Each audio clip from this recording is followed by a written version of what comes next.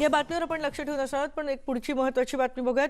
भारत आणि चीन मधल्या तणावाच्या पार्श्वभूमीवर आज केंद्रीय मंत्रिमंडळाची महत्त्वाची बैठक होणार आहे। सकाळी 10:30 वाजता या बैठकीला सुरुवात होईल। याआधी केंद्रीय सुरक्षा समितीची बैठक होईल, ज्यामध्ये देशाच्या सुरक्षेबाबत महत्त्वाचे निर्णय घेतले जातील। सुरक्षा समितीच्या बैठकीला पंतप्रधान नरेंद्र मोदी, संरक्षण मंत्री राजनाथ सिंह, गृहमंत्री अमित शाह, परराष्ट्र मंत्री सुब्रमण्यम जयशंकर आणि अर्थमंत्री निर्मला सीतारामन हे उपस्थित असतील। त्याबरोबरच राष्ट्रीय सुरक्षा सल्लागार अजित डोवाल आणि गुप्तहेर खात्याचे प्रमुखही हजर असतील।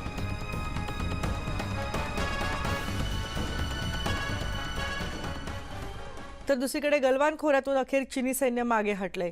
सॅटेलाइटद्वारे गलवान खोऱ्याची घेतलेली ताजी छायाचित्र उपलब्ध झाली आहेत आणि राष्ट्रीय सुरक्षा सल्लागार अजित डोवाल आणि चीनचे परराष्ट्र मंत्री वँग यी यांच्यात चर्चा झाल्यानंतर चीननं इथलं सैन्य मागे घेतले। या सॅटेलाइट दृश्यांमधून स्पष्ट दिसतंय की आधी चीनची पीपल्स रिपब्लिकन आर्मी ज्या ठिकाणी होती तिथून आता मागे हटली आहे। गोग्रा आणि हॉट स्प्रिंग्स इथूनही लवकरच सैन्य मागे घेतलं जाणार आहे। या दोन महत्त्वाच्या बातम्या आता आहेत आलेल्या आपल्याकडे। एकतर केंद्रीय मंत्रिमंडळाची एक बैठक होते, त्याआधी केंद्रीय सुरक्षा समितीची एक महत्त्वाची बैठक होणार आहे आणि दुसरीकडे गलवानमधून चीनी सैन्य त्यांच्या जागेवरून मागे हटलेलं आहे। सॅटेलाइटवरून ही सगळी छायाचित्र उपलब्ध झालेली आहेत। ज्या जागी ते सैन्य होतं पूर्वी त्याच्यापासून आता ते पूर्णपणे मागे गेल्याचं स्पष्ट दिसतं आहे। आणि फक्त तिथेच नाही तर गोग्रा आणि हॉट स्प्रिंग्स इथूनही लवकरच सैन्य मागे घेतले जाणार आहे असं देखील सांगितलं जातंय। आपल्या सोबत आहेत आमचे प्रतिनिधी प्रशांत लीला रामदास। प्रशांत, दोन महत्त्वाचे मुद्दे आहेत। एकतर आज केंद्रीय मंत्रिमंडळाची बैठक होती, त्याच्या आधी केंद्रीय सुरक्षा समितीची बैठक होती आणि दुसरीकडे गलवान खोऱ्यातून चीननं सैन्य मागे घेतलेलं आहे। काय आजच्या घडामोडी असतील आणि याबद्दलचे काय अपडेट्स नवी दिल्लीतून मिळत आहेत? आपण संपर्क साधणार आहोत। काही तांत्रिक कारणामुळे आपला संपर्क होऊ शकत नाहीये, पण मंत्रिमंडळ बैठकीआधी आज केंद्रीय सुरक्षा समितीची देखील बैठक होणार आहे। गेल्या काही दिवसातल्या भारत चीन तणावाच्या पार्श्वभूमीवर त्यानंतर पंतप्रधान नरेंद्र मोदी यांच्या तिथल्या गलवान लेहमधल्या भेटीनंतर चीननं आता सैन्य माघारी घेतलेलं आहे। अजित डोवाल यांची चर्चा झाली ती परराष्ट्र मंत्र्यांची चीनच्या, त्यानंतर सैन्य गलवान खोऱ्यातून मागे घेतलेलं आहे। या सगळ्या घडामोडी पाहता सीमेवर आता सुरक्षा वाढवणं जास्त गरजेचं आहे आणि म्हणूनच संरक्षण क्षेत्राबाबत कदाचित आणखी महत्त्वाचे निर्णय घेतले जाऊ शकतात। याच अनुषंगाने केंद्रीय सुरक्षा समितीची बैठक होणार आहे आणि त्यानंतर मग केंद्रीय मंत्रिमंडळाची बैठक होईल। केंद्रीय सुरक्षा समितीच्या बैठकीत पंतप्रधानांसह गृहमंत्री, परराष्ट्र मंत्री, संरक्षण मंत्री आणि त्याचबरोबर अर्थमंत्री आणि राष्ट्रीय सुरक्षा सल्लागार हजर असतील।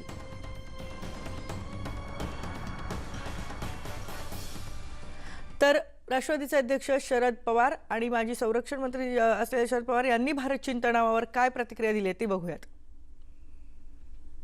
त्यावेळेला दोन्ही बाजूच्या युद्धाच्या नंतर दोन्ही बाजूचं सैन्य पाठीमागे घ्यायचा निर्णय 93 साली आम्ही घेतला, करार केला।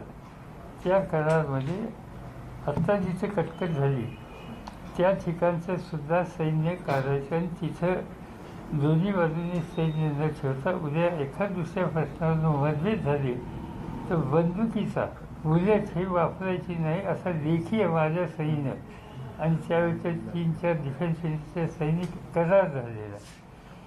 आता या ठिकाणी सुद्धा तुम्ही बघितलं असेल तर तुम्ही टी व्हीवरही दाखवलं की आपले सैनिक आणि चीनचे सैनिक एकमेकात ढकलत आहेत, तिथं फायरिंग करतात असं कुठे दिसलं नाही आणि कारण तो कराराचा भाग होता।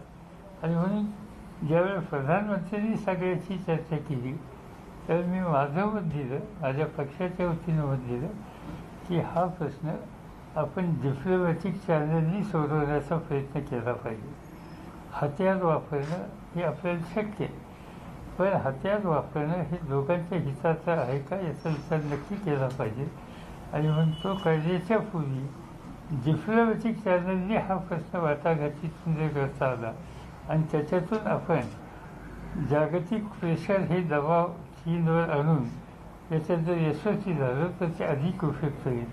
आणि आजचं वर्तमानपत्रातली जी बातमी आहे ती डिप्लोमॅटिक चॅनलनी वाटाघाटी करून हे सैन्य माघारी घेण्याच्या संबंधीचे निष्कर्ष परत ते आलेच असं दिसतंय। हे जर असेल ते योग्य आहे। लेह लडाखच्या दुर्गम पर्वतांमध्ये भारतीय सैन्य सगळ्यात जास्त विश्वास ठेवतं ते लडाख स्काउटवर. भारतीय सैन्याचं खास अंग असलेल्या लडाख स्काउटविषयीची एक गोष्ट सर्वांकडूनच ऐकायला मिळते आणि ती म्हणजे चीनचं सैन्य जर कोणाला सगळ्यात जास्त घाबरत असेल तर ते या लडाख स्काउटला. या भागात ऑक्सिजनची कमतरता असते, पण तरीही हे शूरवीर जवान पर्वतांवर जोरदार चढाई करतात. त्यांचा निशाणाही अचूक असतो. भारतीय सैन्यानं LACवर चीनला धडा शिकवण्यासाठी आणि त्यांच्या कुरापतींना लगाम लावण्यासाठी लडाख स्काउटची स्थापना केली होती. न्यूज 18 नेटवर्कची टीम लडाख स्काउटच्या ट्रेनिंग सेंटरवर पोहोचली. इथे असलेले देशाचे रक्षणकर्ते शत्रूला धूळ चालण्यासाठी तयारी करत असल्याचं दिसून येतंय. पाहूयात आमच्या प्रतिनिधींनी घेतलेला हा आढावा. चीन की PLA अगर किसी से सबसे ज्यादा डरती है तो वो लद्दाख स्काउट्स के जवान होते हैं. उसकी वजह यह है कि ये जो ऊंची ऊंची पहाड़ियां आप देख रहे हैं, इन्हीं के बीच पले बढ़े ये लद्दाख स्काउट के जवान हैं जो भारतीय सेना का ही एक अंग हैं. और इस वक्त लद्दाख में ये अपने ट्रेनिंग सेंटर में निशाना साध रहे हैं. गोलियां चला करके और अपने टारगेट को हिट करेंगे. 1999 में जो पाकिस्तान के साथ करगिल की लड़ाई हुई थी, उस लड़ाई में सबसे अहम भूमिका लद्दाख स्काउट्स के जवानों ने ही निभाई थी. और इस वक्त चूंकि घाटी में अगर बहुत तेज आप चलेंगे, दौड़ेंगे तो सांसें आपकी फूल जाती हैं, आपके फेफड़े उतने सक्षम नहीं होते हैं. लेकिन लद्दाख स्काउट्स के ये जवान इसलिए ज्यादा कारगर होते हैं माउंटेन वारफेयर में, क्योंकि ये यहीं पैदा होते हैं. इनके फेफड़ों को सांस कम भी अगर ऑक्सीजन होता है तो भी वो वहां पर अपने आप को एक्लिमेटाइज कर लेते हैं. और इसलिए इस वक्त जो आप देख रहे हैं तस्वीरों में, ये निशाना साध रहे हैं. ये फायरिंग रेंज है और लद्दाख स्काउट के जवान चीन के साथ जो हमारी सरहद लगती है, यहाँ से कुछ ही दूरी पर, और देखिए कैसे निशाना साध दिया इन्होंने.